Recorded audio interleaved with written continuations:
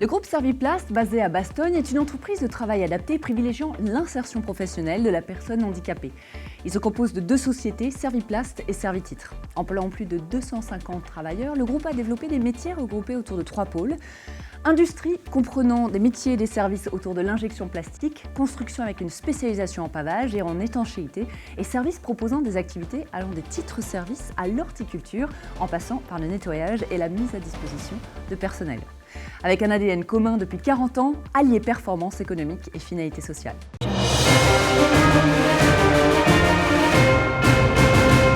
Bonjour, bienvenue à Bastogne. Voilà, qu'est-ce que j'ai en main? Eh bien, j'ai en main un petit objet en plastique, un objet du quotidien, un objet qu'on utilise quand on fait du vélo. Pourquoi? Bien parce qu'il s'agit tout simplement d'une fermeture de cadenas à vélo. Pourquoi je vous dis ça? Sur un parking à Bastogne? Eh bien, tout simplement parce que nous sommes sur le parking de l'usine qui fabrique cet objet et beaucoup d'autres choses. On vous emmène.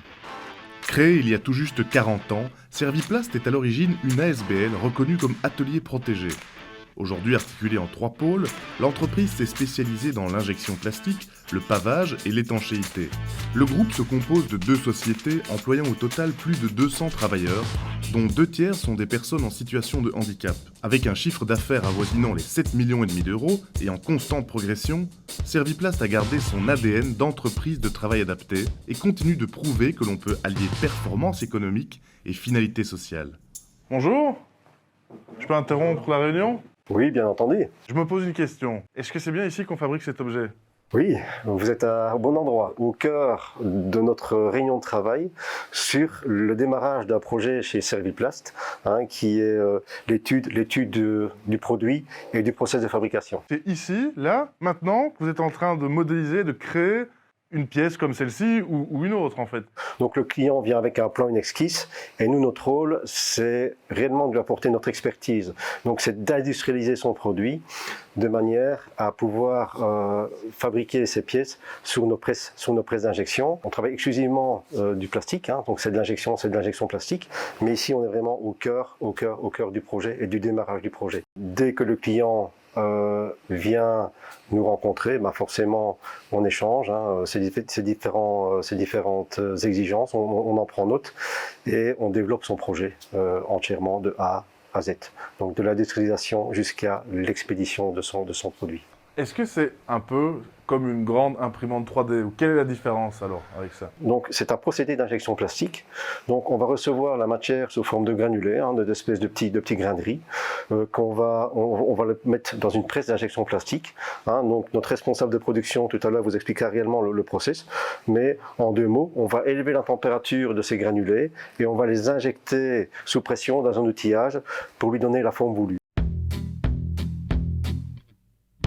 La visite se poursuit aux presses d'injection, et cette fois, c'est en compagnie de Philippe Bouzendroff, le responsable des opérations.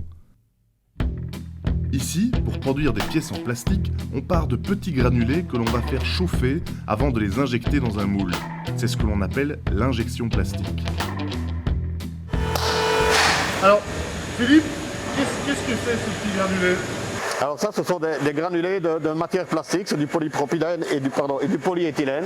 C'est une matière qui a été régénérée, donc c'est une matière qui a déjà été injectée une première fois, qui est partie dans une filière de recyclage, qui a été rebroyée, nettoyée, dépolluée et regranulée. Et donc cette matière, nous, on va l'utiliser pour produire des pièces plastiques. C'est la matière qui est récupérée dans tout ce qui est les réciparcs, les packs à conteneurs, récupérée, rebroyée, nettoyée, dépolluée, regranulée, colorée, parce que quand on est avec des matières qui sont de différentes couleurs, c'est très difficile d'avoir une teinte homogène. Donc il le passe en général vers du noir ou une couleur foncée pour avoir un produit qui reste quand même présentable vers le client. Concevoir un produit plastique sans fabriquer de déchets ou recycler du plastique déjà utilisé, chez Serviplast, on appelle cela l'éco-conception. L'entreprise a d'ailleurs récemment été récompensée en obtenant le label RSE pour à responsabilité sociale et environnementale. Ici, on est vraiment dans une éco-conception complète, puisqu'on prend de la matière régénérée et les déchets de production qui se trouvent ici. Donc ceci, c'est le canal qui va servir à alimenter l'intérieur de la pièce, c'est un déchet. il est écarté, il passe dans un broyeur et il est automatiquement réaspiré et réinjecté dans le système. Donc là, on est sur 0 déchet de production. Et ce n'est pas terminé. Pour transporter leurs produits, il y a aussi une solution 100% écologique. Une palette en matière plastique entièrement recyclée. Philippe nous explique. Ce sont des ceintures qui ont été faites en matière recyclée, régénérée. Et ces ceintures, elles vont nous servir à emballer nos produits finis pour ce client. Donc là, on utilise des palettes en matière plastique recyclée. La ceinture, elle est recyclée. Le couvercle est recyclé.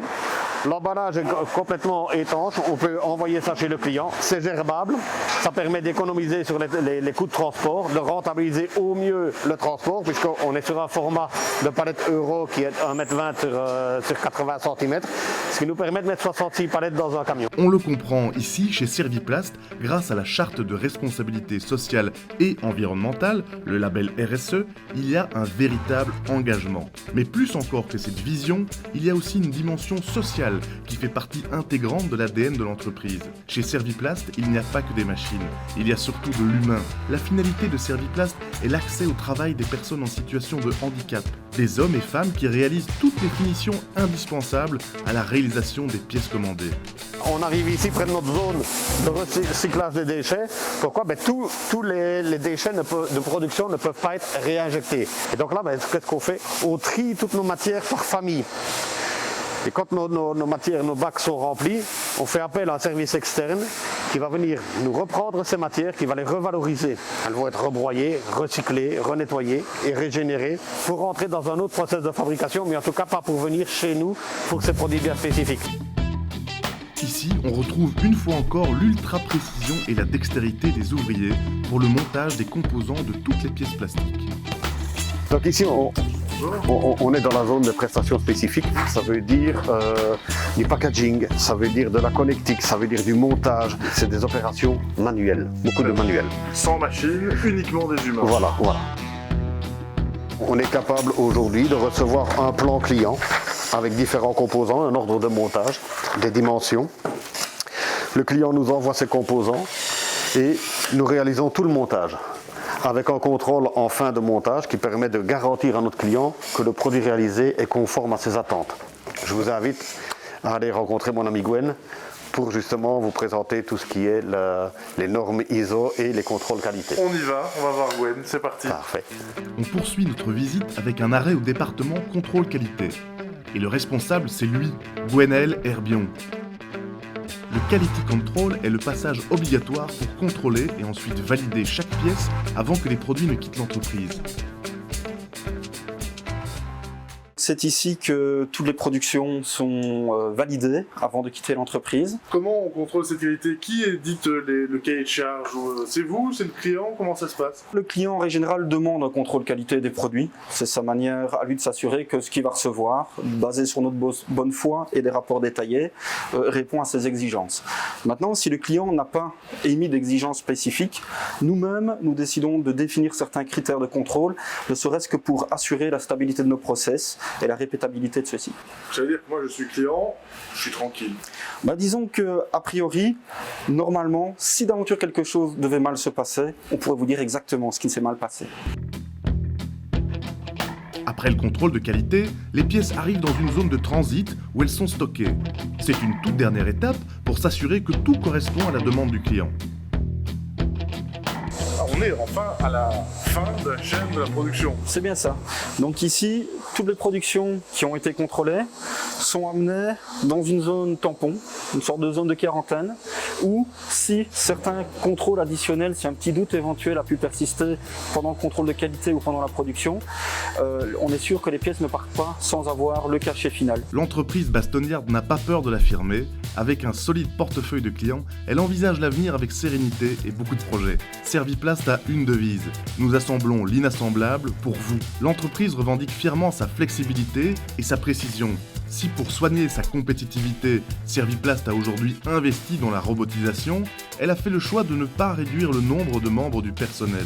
Aujourd'hui, sa stratégie lui permet de tenir une place enviable sur le marché. Au niveau de l'exportation, Serviplast est d'ailleurs présente souvent grâce à des filiales dans les pays limitrophes, mais aussi aux États-Unis et jusqu'en Chine.